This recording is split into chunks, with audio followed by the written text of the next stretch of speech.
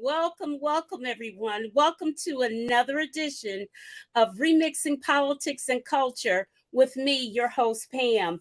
I'm so thankful that you are taking a few moments out of your time this Sunday evening to speak with me and my guests. On this show, we always try to talk about the latest topics that will make you think, to engage you, and ultimately make you vote in your best interest. If this is your first time, I'm Pam. I am a public relations and marketing professional with a passion for social justice, voter advocacy, and culture. And tonight, we're going to discuss the problems President Biden is facing in the presidential election. We're going to further our discussion that we had last Sunday night, on the erosion of civil rights and the weaponization of the word woke and DEI programs. And last but certainly not least, I want my panelists to answer this question for me. Where are our legacy organizations, the NAACP and the National Urban League? I only hear silence from them, but I think that perhaps our thought leaders that we have on tonight can inform us on what they're doing. So up first, we have Latrice Davis. Latrice is a regular to the show. She is a senior court clerk at the Queens County Criminal Court now. She is an appointed member of the Queens Community Board 6. She has served on the Aging, Social Services, Disabilities Committee, and the Land Use, Housing, and Landmarks Committee. She's also served on Transportation and Street Safety, and the committee that I think is so critical, all of them are critical, the Committee for Those Without Shelter. And Latrice is in New York, so if you've been keeping up with the news about what's going on in New York with the migrant population being shipped there and what have you, she's got her hands full in her borough. She was named the committee chairwoman for that particular committee in April of 2022. She is a former Associated Press reporter from New York, graduate of NYU. Welcome back to the show, Latrice. As always, Pam, thanks for having me. Good evening, everyone. Good evening. And next we have Marcia Brown Williams. Hey, Marcia. Marcia is a master educator and curriculum specialist. She is the executive director and board member of Shaping America's Youth, Project SAY, a mentoring program to help minority youth develop life skills. She is a proud alum of Spelman College, and she resides in Illinois. Welcome back to the show, Marcia. Thank you. Thank you so much for having me. I appreciate it. Absolutely. Thank you for coming. And last but certainly not least, we have a very long time and dear friend of mine of 45 years, y'all. Dr. Ronald Charles, MD. You doing like this on us on that, huh? He is the chief medical officer of the Ingham Community Health Centers in Lansing, Michigan. Dr. Charles has worked in federally qualified community health centers as both a practitioner and as a CMO prior to this tenure in academic medicine as an assistant professor in internal medicine at Wayne State University, as the vice president of medical affairs for Centene Corporation as well. He is a fellow of both the American College of Physicians and the American College of Healthcare Executives. Dr. Charles is a native of Detroit, Michigan. He's my homeboy. A graduate of Cass Technical High School, the University of Michigan, and Wayne State University School of Medicine at LaSalle Regina University. He is a board certified internist, and he is my beloved frat brother. as a member of Phi Beta Sigma fraternity. Welcome to the show, Ron. Thank you for having me, Pam. Absolutely, absolutely, guys. Can I just say this to Dr. Charles? I had two uncles who were Phi Beta Sigmas, and my mother was Pam's sorority sister. Zeta All Phi. right. And All right. because we are constitutionally bound. I know. Right. Yeah, we So are. I just had to mention that to you. So That's great. Yeah, okay. And Loretta Thomas Walker says good evening. My brother. Hello, Loretta. Yeah. And Dawn Daly Mack. Dawn, I'm glad that you're here because you know I'm talking about legacy organizations. So I immediately thought of you. All right. So let's get started here, guys. Latrice, I'm going to start with you. President Biden is slipping in the polls. We know he is, okay? It's talked about. People are just simply unenthusiastic about his campaign and him running. What are your thoughts? I'm going to ask each of you. Okay. Latrice. Well, I appreciate you having me start this conversation because I do have some thoughts on it. I think first and foremost, Biden and the Biden administration, and that includes Vice President Harris, they have not done a good job of informing the people of what they have done since they have been in the White House over the last 3 years. They have made some accomplishments, whether it's getting a handle on, COVID's not over, but whether it's getting a handle on the pandemic, the infrastructure, the economy, they have addressed some things. Whether or not they've addressed those things to everyone's satisfaction is another conversation, but they have tackled those problems head on, but they have not done a good job of communicating that to the masses. And the reason I say that is because even now, during the campaign, all you hear is the former occupant of the White House. Yes.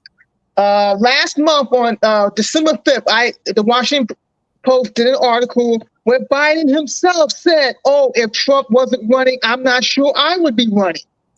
He did not. Now, I tweeted, and I stand by this tweet, that if this coming November turns out to be a replay of 2020, I will vote for Biden. I stand by that.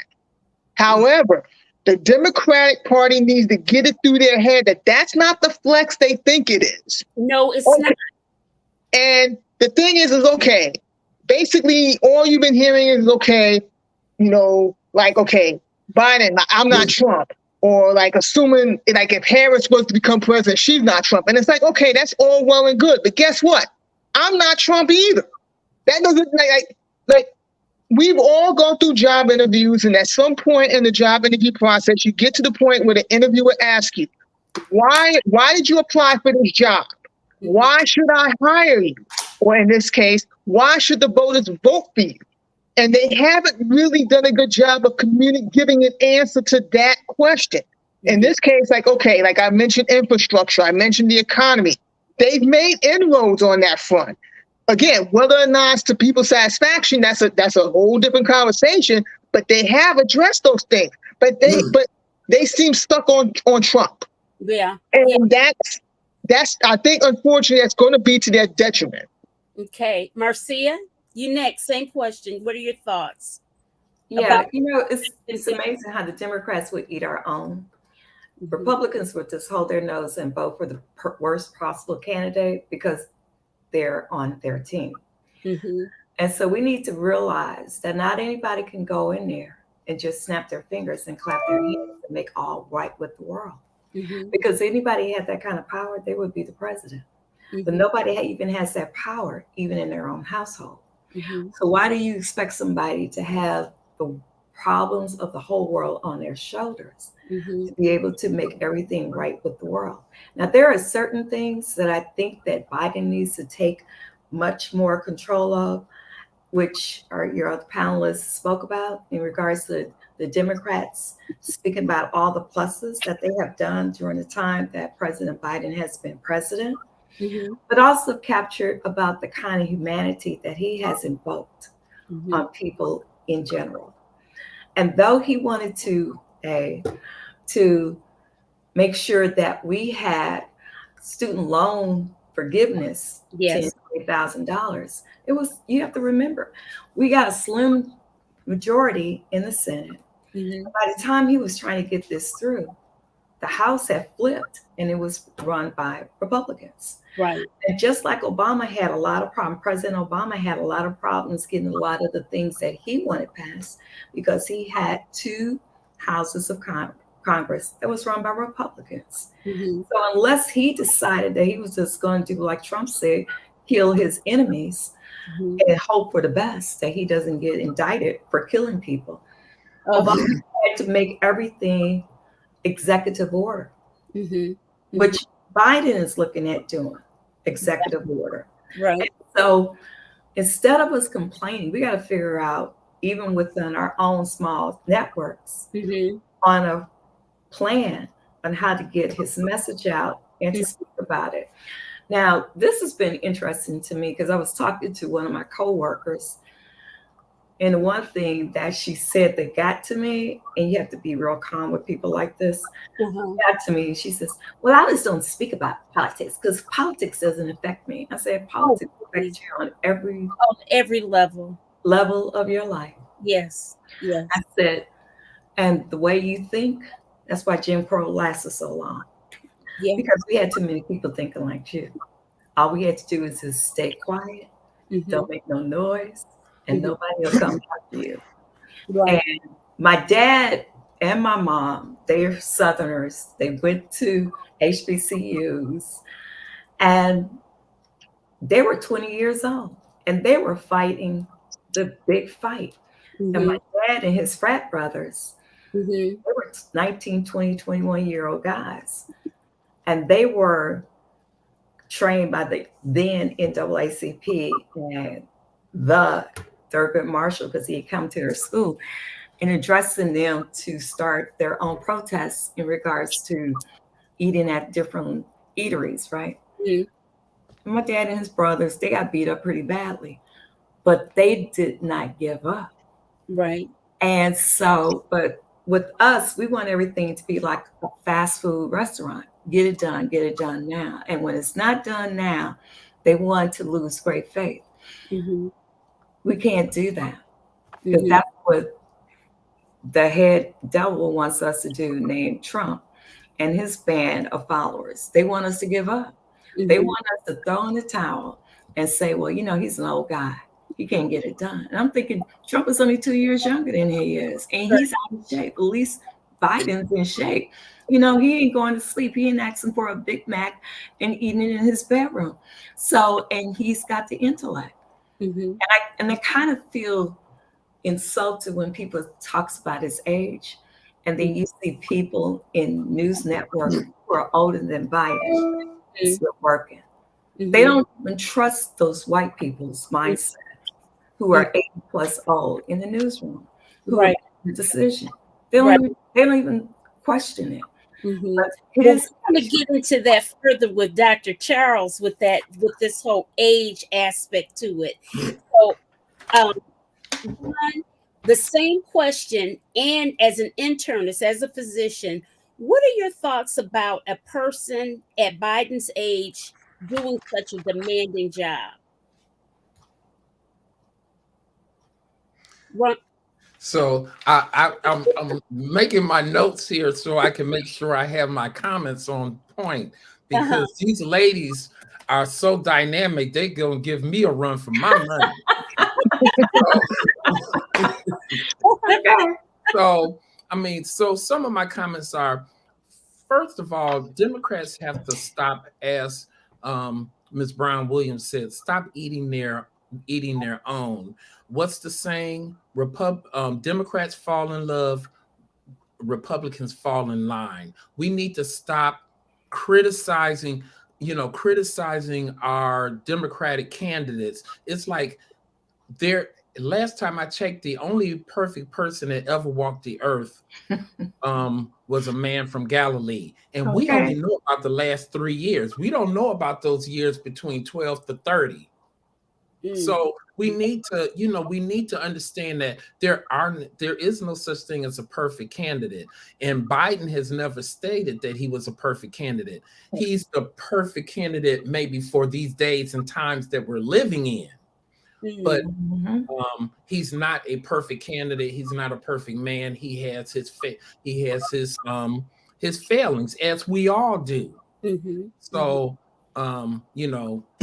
that's my viewpoint on that, and the need for Democrats to just look at the bigger picture and stop looking at the short-term gain and look at the long-term picture, because that's what the Republicans are doing. They're playing the long game, and that's why we now always have reversal of Roe v. Wade.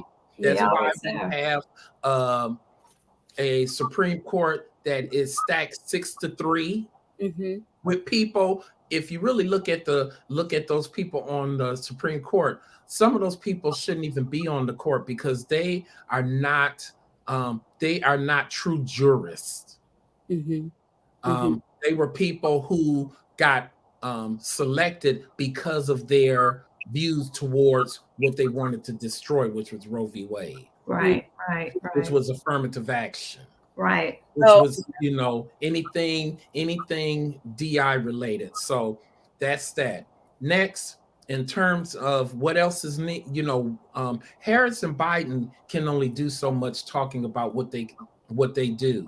What we need is more surrogates for them to get out here and talk about the accomplishments that Biden and Harris have made, because they've, to everyone's point, they've done a lot. Maybe again, not to everyone's liking as far as they want them to go, but they have to work within the confines of the current Congress that they have. Yes, so they can only do so much, but they do need more surrogates, and there needs to be more people talking up their accomplishments. And I feel that that's something that we all who buy into the vision that Biden and Harris have for the country, we need to be evangelists for that. Yes. And we need to be talking to people. We need to be talking to our family, our friends, anyone that will listen. That's what our charge is. For those of us that are Christians, that's what our charge is that we go out and we speak the good news. So we need to do the same thing, use that same framework in terms of this political game that we're caught in right now. Absolutely. People need to understand the dynamics of dynamics in the world. Sorry, everybody. No, that's my phone. I'm getting live. These things happen. A house call for a doctor. How fitting. I'm getting a call from one of Pam's new sorors. Oh. I'm trying to see how do I get back on this. You're on. Am I on? But I can't see everybody else. So. Oh. Can you hear us at least? Can you hear us? We see. Yeah, I can hear you guys. Okay. Okay, because I can see and hear you just fine. So keep going. We can see you. Okay, so I'll just continue on. So people need to, part of what's disappointing to me about Americans is that we have lost, people do not understand the dynamics in the world. They only understand what's going on in their little sphere of the world, which is important. But you gotta, but you also have to understand what's going on in the greater context of the world, because there's other things going on in the world that are affecting your, that affect your life as well. Things like Ukraine, things like the Middle East. guess what? Things like China-U.S. relationships. Mm-hmm. That China-U.S. relationship is going to affect your everyday life as well. So we need to remember that and think about that as we, and try to get people to understand that. Mm-hmm. You got to be a student of history, because if you do not study history, you're doomed to repeat it. Well, here's the problem. And here is the big problem. The big problem.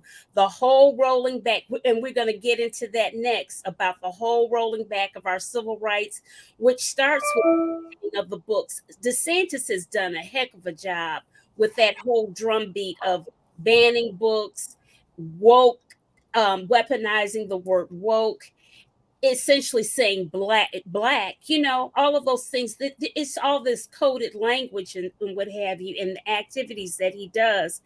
But the thing is, guys, I was looking at the Iowa primaries, and they're talking about this for the Republicans. And it is amazing to me. I'm just in shock, really. And I think everybody is. I know the analysts are, is that Trump has not missed a beat. He keeps rising in the polls. I am not shocked by that. It's a cult. It's a cult that we've got, It's insane. But just think of this, though. In every other campaign in 20 and 18, where there was a big dominance of Republicans who followed Trump, who won the primaries, mm-hmm. they lost in the general election. Mm-hmm. And the same thing was going on with Trump. Because see, right now, he only has one group of people, the Trumpsters, who are willing to vote for him. Because I was thinking about something I read in Chicago Tribune and what I heard on MSNBC.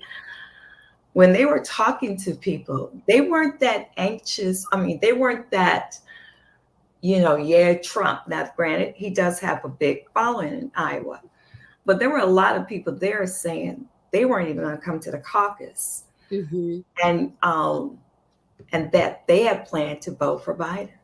And they were Republicans. Mm-hmm. They see just how crazy Trump is. Now, he's going to win the primary in Iowa. He's going to win that.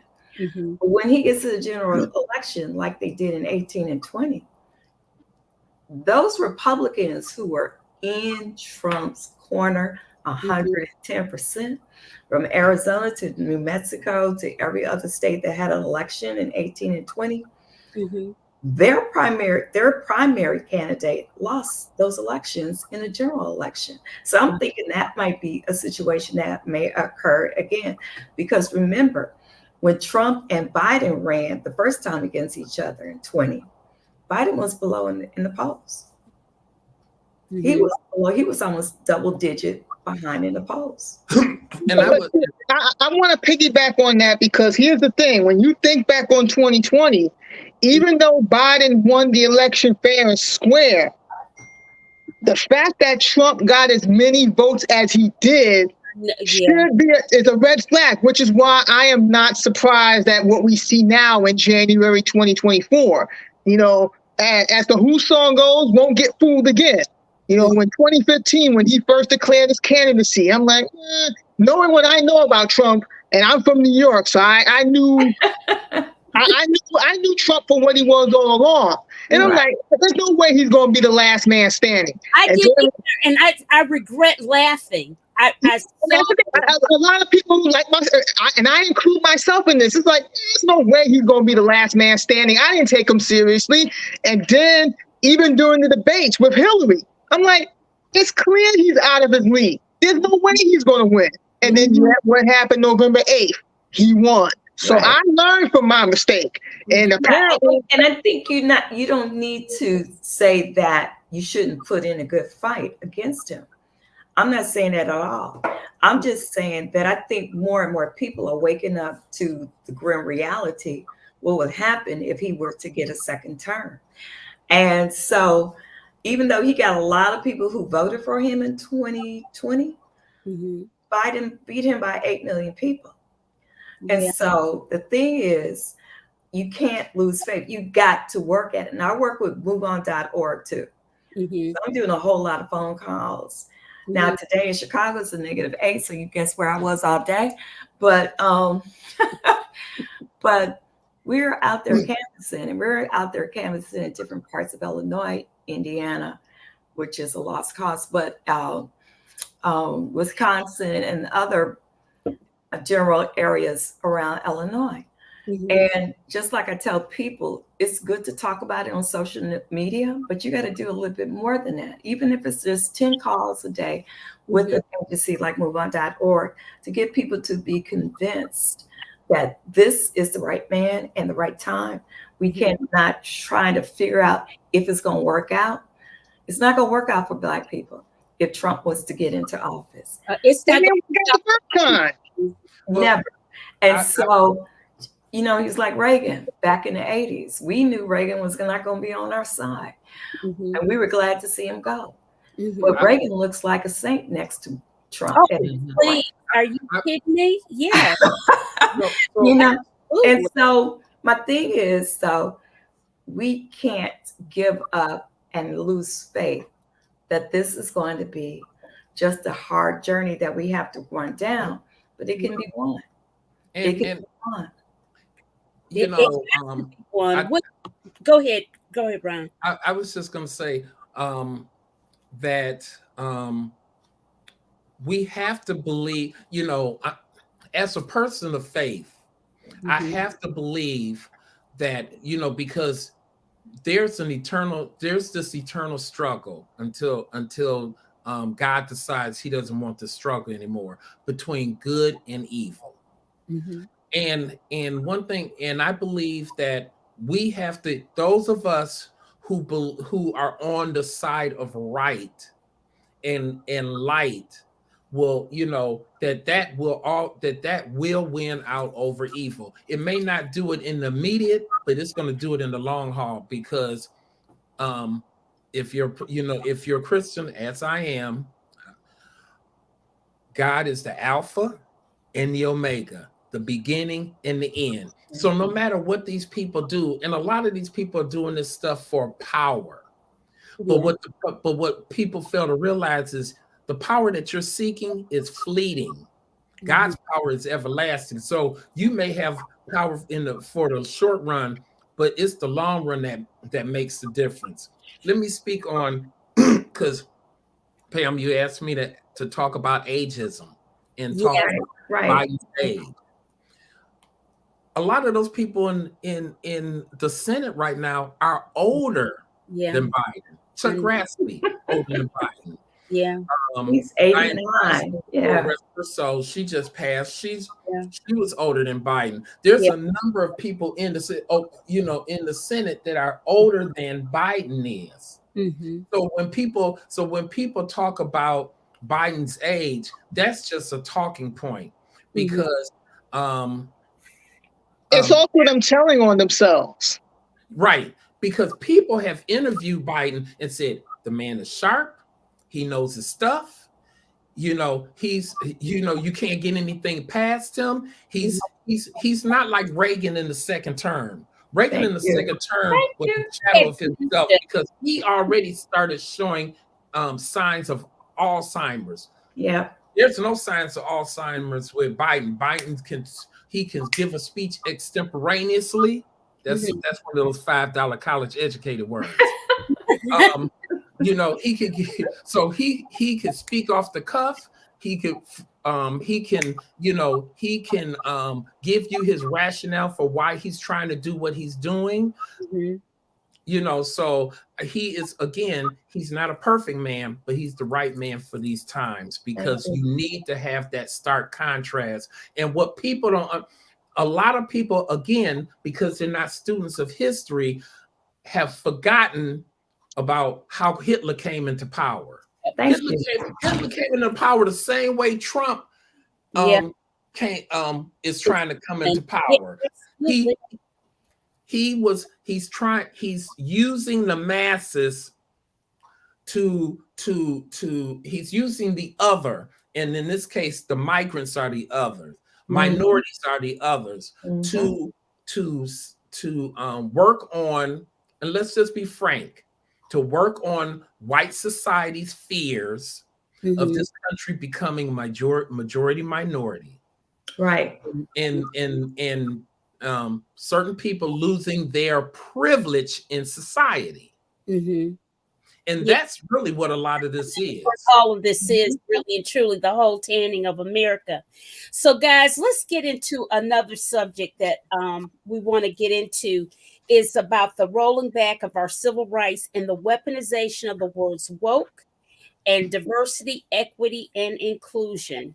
So, thought leaders, I would say that DeSantis is the one who spearheaded this whole anti-woke and attack on DEI. He has been masterfully good at it, unfortunately, which in my opinion actually rolled back the civil rights because, you know, nobody gives you anything. They think that, oh, you know, if he had affirmative action, you get all the jobs and other people get excluded. No, not quite. And nor does it work that way in college admissions. If you get in, you still got to swim. You still got to make it when you get in. You just have an opportunity maybe to get in, to be looked at where you were totally overlooked in the past. So with that said, do any of you have examples of less than fair and equitable treatment that you can discuss? Latrice? I'm going to let Marcia go first. I saw your hand go up. Marcia. Okay. Marcia, I got a great story. And I love telling this story, and it's about my brother, who was also a doctor, Dr. Charles. And my son is also a doctor as well. So anyway, this was a great story. And I love telling the stories, especially to young Black men. My brother and I, we were young when we graduated from Morehouse and Spelman. He got a full ride to medical school, to University of Pennsylvania and to University of Illinois here in Chicago. And he wanted to come back home after graduating from Morehouse. Okay, so he goes to University of Illinois. In his class was close to 200 students. There were only 5 Blacks in my brother's class. 1, 2, 3, 4, 5. They didn't even give him 10%, 5. And all of them were males, okay? Because they couldn't find a Black woman.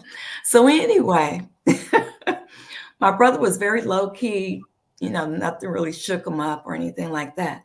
But he had a white roommate his first year on campus.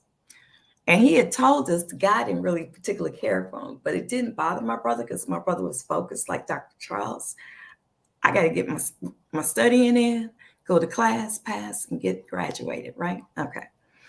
So one day he comes over to my parents' house to wash clothes. I'm happy to be there.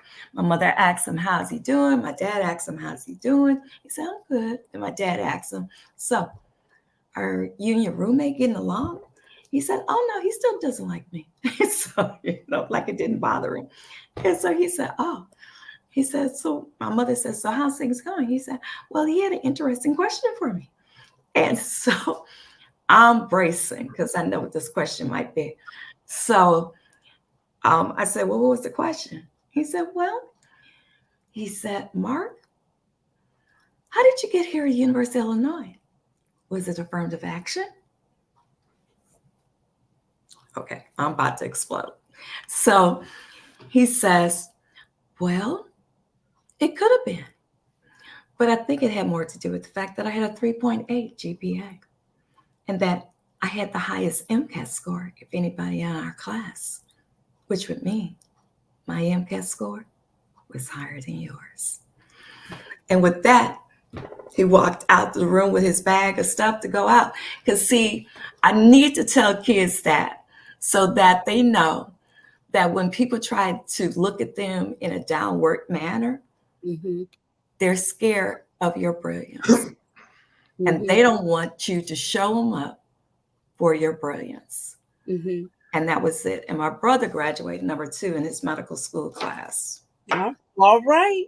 So that is a great story. Now I'm going to tell a little different story. So I'm gonna keep a real type of person. Pam knows that. We both attended the University of Michigan. it is a no hold barred institution. When you walk through that door, you have earned that degree. So when I applied to medical school, my grade point average was not the greatest, but people saw something, because when they looked at my MCAT scores and they looked at my grade point average, they're like, this is inconsistent. So people gave me a play. Well, but I didn't get in, but I did get into a program called the Post-Baccalaureate Program, which helped me gain admissions to medical school. It was a program to help strengthen your skill set. So once you got into medical school, you would do fine, which I did overall. I had no problems in medical school. So we entered the class with, a lot of the people who came from various backgrounds who, were people of greater means than myself and the majority of my other African-American and Latino classmates, because most of us were first generation college grads. But when we started taking those exams, of course, it's a bell-shaped curve. We weren't always the people at the bottom. We were the people in the middle and at the top. So while our credentials may not have been on the same caliber as theirs, because we got the opportunity, we showed that we could do the work, that the grades and the test scores really weren't who we were. Right. So I always tell people, either I was smarter than my credentials showed, or they were dumber than their credentials showed. Like Albert Einstein. Albert Einstein graduated from college with a 1.8 GPA, and yet they think of him as one of the most brilliant men in our history. He had a 1.8. Yeah. He had a 1.8. Wow, I never heard that before. Latrice, you got any stories? Oh man, one of the reasons I had passed the baton was because I knew Marcia and Dr. Charles. They were, I'm not going to say I haven't encountered obstacles. I have, but I'm drawing a blank on a story I would like to share right now, which I shouldn't, because again, I definitely have had experiences where my skill set was underestimated. I guess. Oh God. On job. Like, NYU was good to me. Like the Associated Press, not so much. But NY, I guess, you know what? I'll go with AP. When I got there, AP was my first job out of college. And, I remember having a confrontation with a coworker, and I had to remind them that I'm not some bum that walked in off the street. I have my college degree, I have my internships, I have my clips, I have my portfolio, I have the same credentials as everyone else in this newsroom. And if I wasn't doing the job that I was hired to do, there's no way I would have lasted this long. Just like Dr. Charles mentioned about when you walk on the campus at UM in Ann Arbor, again, you got to show and prove. Like, even if you get a full scholarship, the scholarship is contingent upon you maintaining your grades. They're not just giving you money. I don't want to say there's strings attached to the money, but it's not free money. Even though it's a scholarship and you don't have to pay it back, you still have to put in the work. You can get your foot in your door, but what about the rest of the body? So you still have to show and prove. And with DEI and with affirmative action, it wasn't a matter of giving us a handout or anything like that. We still had to show our work in the end. And I think the fact that people have issues with DEI and affirmative action, to me, it's their project. I always say to people, especially people I butt heads with, don't project your insecurities onto me. Thank you. I wish I had that courage when I was younger, but you live and you learn. And now I'm at a point in my life where I have no qualms about setting boundaries about what I will and will not tolerate. And whenever anyone approaches me with that nonsense, I just tell them straight up, don't project your insecurities onto me. Because if you're living your life and doing your thing and you're handling your business, you're not going to have time to concern yourself with what I'm doing or not doing. because you're too busy doing you. Mm-hmm. But you know what? The reason why affirmative action had to exist is because historically, people have been kept out of academic institutions and out of jobs that they should have been able to access. And historically, we have not been able to access the halls of power, so to speak. And But that's all affirmative action is doing, is allowing the opportunity. To everyone's point, you still have to do the work. Like they say in math, you still have to prove the work. And affirmative action has always existed for white society. It's called the Good Old Boys Network. And legacy of missions. And write a big check. If you got deep pockets and you write a big check, you can.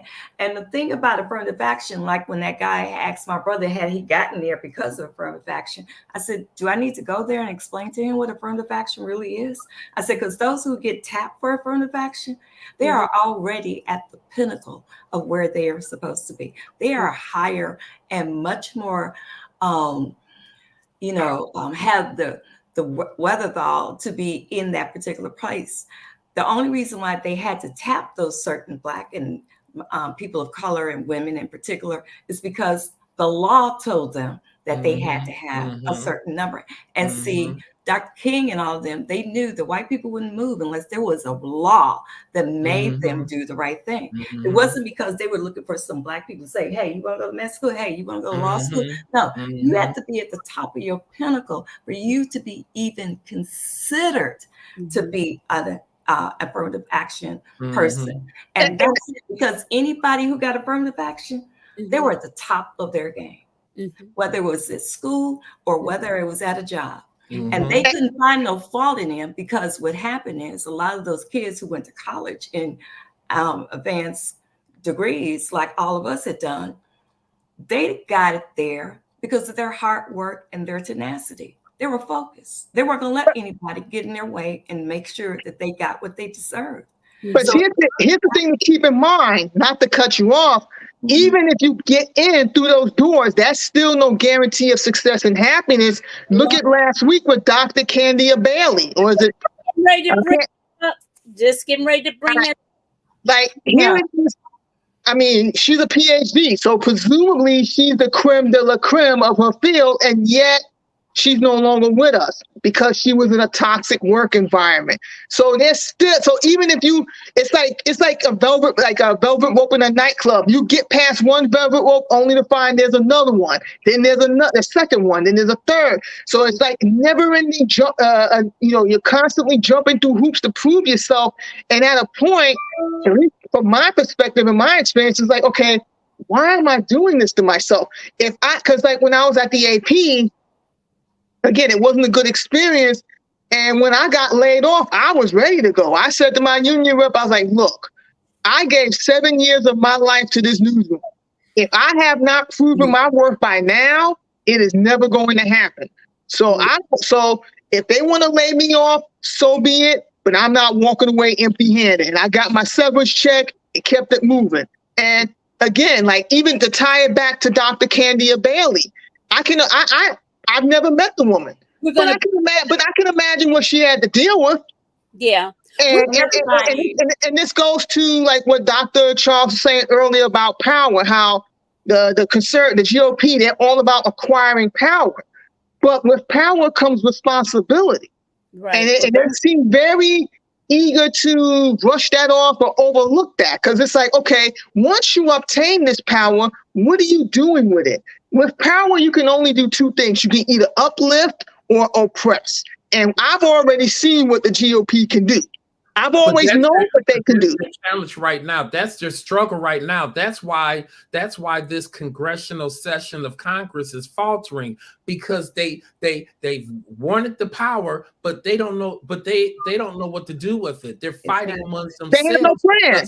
Because everybody, if they're like crabs in a barrel, because they all want and meanwhile the country is suffering because there's no legislation being done. They said that during this last congressional session, meaning the last year, Right. they have only passed 20 bills. 20.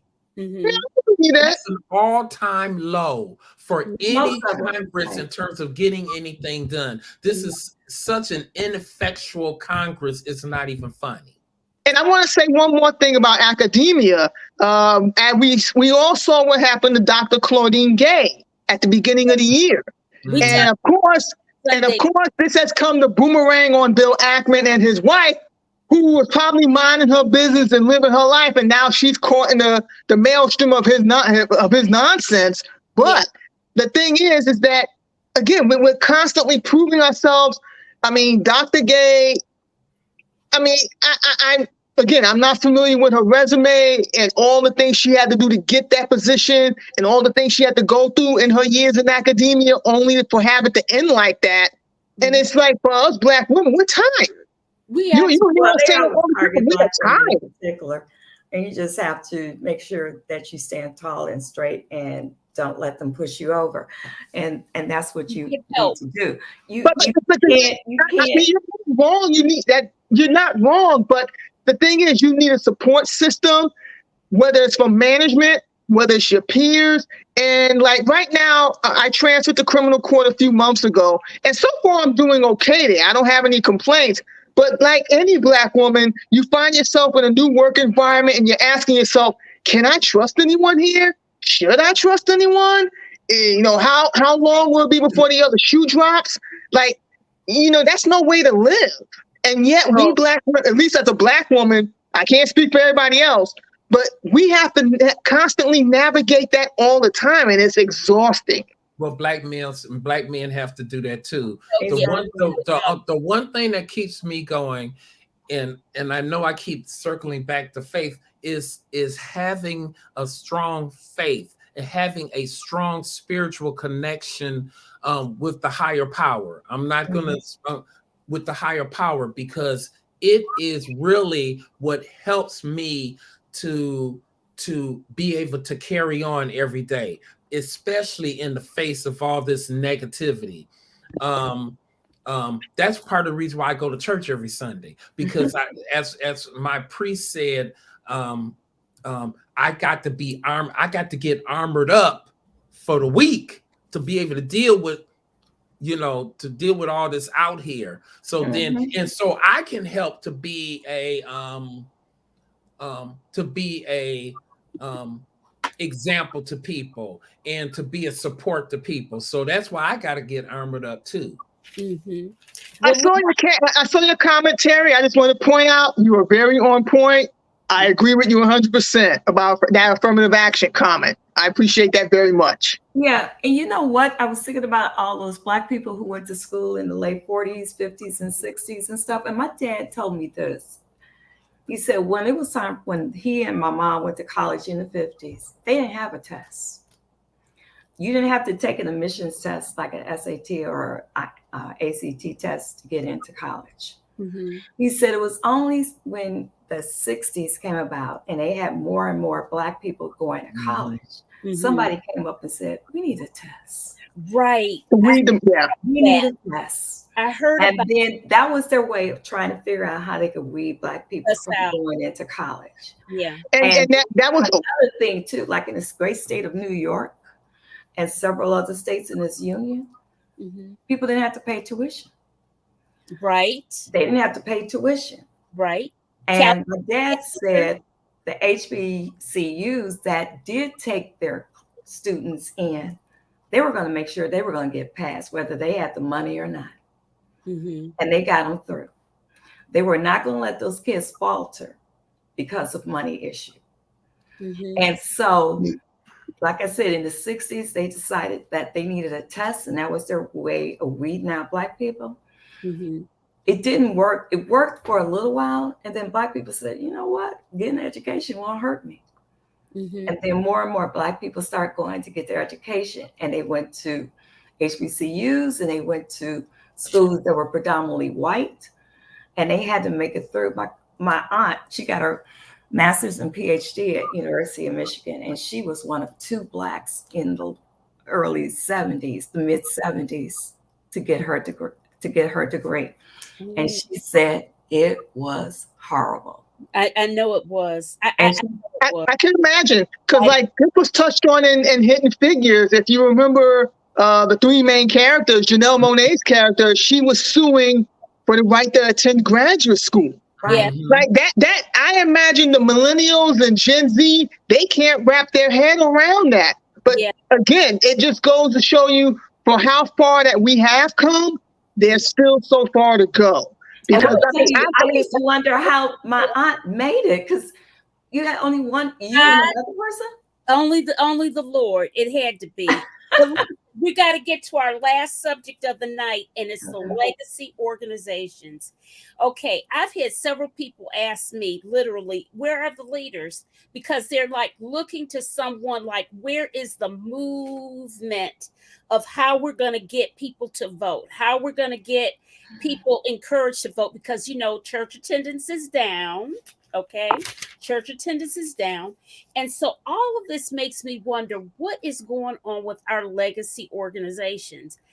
I don't belong to the NAACP.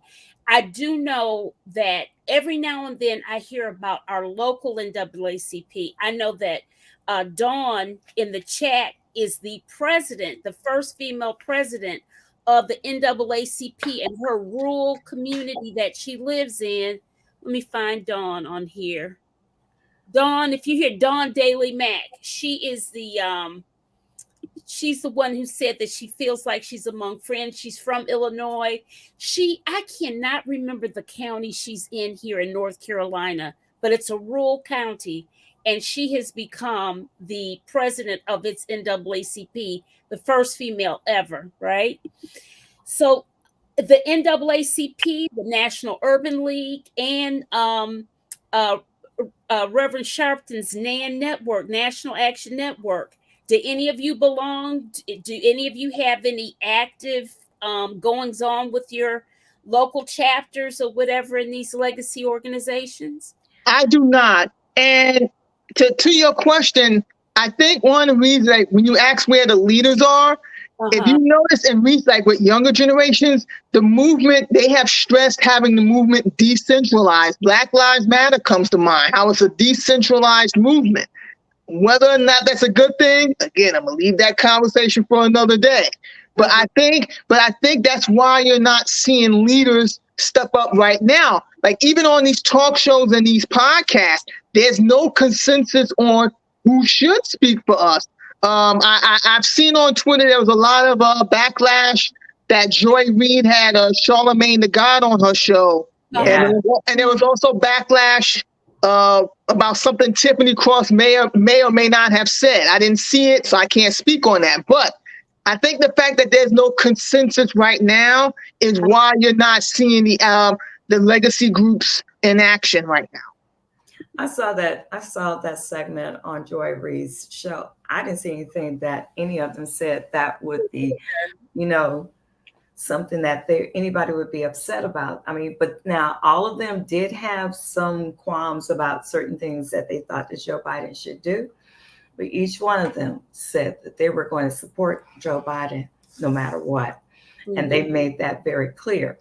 They didn't like the fact that a lot of things that Black people as a whole might want to take place in regards to the situations and the holdups that Black people have been wanting for decades has not appeared with him.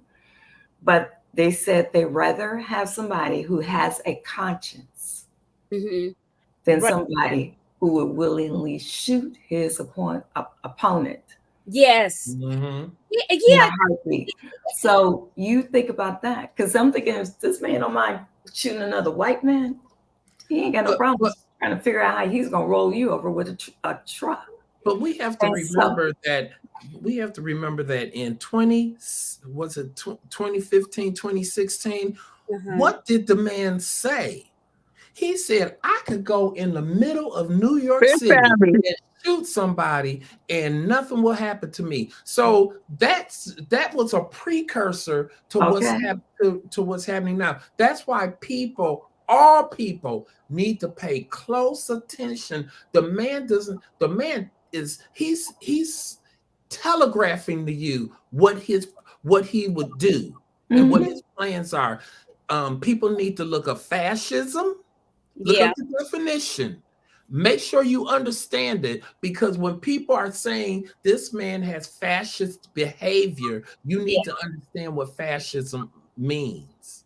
Right. Okay.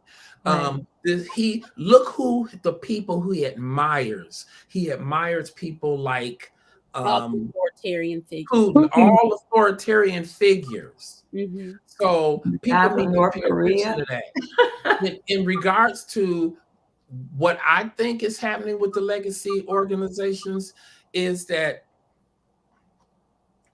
unfortunately, the legacy organizations are sitting out here, probably more at the grassroots level, trying to deal with police violence against people of color, discrimination efforts, all this stuff. So it's really diffuse. So there is no one leader because of the fact that we have so many legacy organizations. We forgot about the National Council on Negro Women.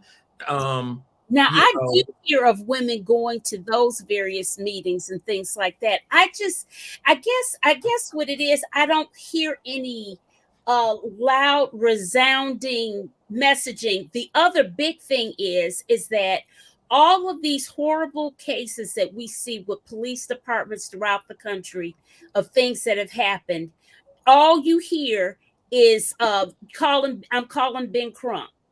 Right? Like he's the 911 guy that the NAACP Legal Defense Fund used to be. Right. And he's a private entity. And I love Ben Crump. Nothing wrong with it. But I remember, don't you remember a time when we would call the National NAACP Defense Fund? I was just gonna say, I think that probably what my suggestion, what needs to happen is that all the major legacy organizations need to come together for maybe a summit so that they can all, so that they can come together and formulate one voice to take a stand on different issues. That would be helpful. Terry Allen, who's been in the chat, he's up on stage. Terry had to say something because that typing was wearing him out. Plus, he got his So Terry, what you got to say? Terry? Oh no, Terry. He's frozen. I think he froze. Oh, he's frozen. After all of that, oh shucks. Okay, let me see what Kay had something. Our people perish for the lack of knowledge. We have to listen, watch, research, study, pay attention. Absolutely. And I want to say that about the woke situation. My dad used to say, my mom and my dad used to say, woke was something that Black people used to tell their children back in the 40s and even beyond. Wow. That was their way of telling their children, when you go out there, stay alert. Make sure you know what's around you. So stay woke. And my dad said his mother used to say that to them all the time, stay woke. So it's nothing new under the sun. Terry, are you with us? Terry, he froze up again. He was moving just a minute ago. Terry. Can you hear me now? Yes. We can hear you. Go ahead. Go ahead. Can you hear me now? Yes. Oh, thank you, guys. It's great to be around such powerful people. I'm going to leave with this. I want to throw these wake-up calls. Sister Davis, you kind of scared me earlier when you said you might vote for Trump. I thought, well, maybe she's just posturing us to get angry and get a conversation going. No, I never said that. Okay, well, I think we need to be very clear. We need to be very clear, and we have the truth is hidden in plain sight. And I'm gonna go back to roots, where the man beat Black folks. So he said Toby, and then the guy leaned over and said, "Your name Kunta Kinte." And people say, "Why did affirmative action die? And why is DEE on the deathbed too?" It's because we got too many Tobys running it, not enough Kunta Kintes in power. Okay, we have thank you. Okay, all right. We are a $1 trillion consumer economy. We should be a $1.21 trillion wealth building economy. We're still getting paid and spending 99% of our dollars with somebody else. We won't even let our own black businesses thrive because we won't do business with them after they messed us up one time. You know, and here's the thing about, and I'm gonna say this real quickly, but here's the thing about the president of Harvard, Gay. You can't fight the opposition against her with a Toby mentality. Okay, so you have to know the game. You can't sit up there and say, because I'm president of Harvard, I can play the same game as everybody else. You're gonna have to come with your A game to that end game. And she didn't have it because the Republicans had a plan. And people talk about, I like what you said, Marcy, about eating our own. We need to understand one concept, and that's called solidarity. Our ancestors knew solidarity. Our ancestors knew solidarity. We didn't take sides. We won, and then we divvied it up later. We can't sit up here and say this. So we need a mindset to know that it's not about being a Democrat or Republican. It's about, as black folks, we still decide who wins. Period. That's how. Well, I just want to set the record straight. I never said, I never thought, and I never even implied that I would vote for the former occupant of the White House. Absolutely not. As I tweeted on December 5th, 2023, and I stand by today, if November turns out to be a replay of 2020, I am voting for Biden. That is what I said.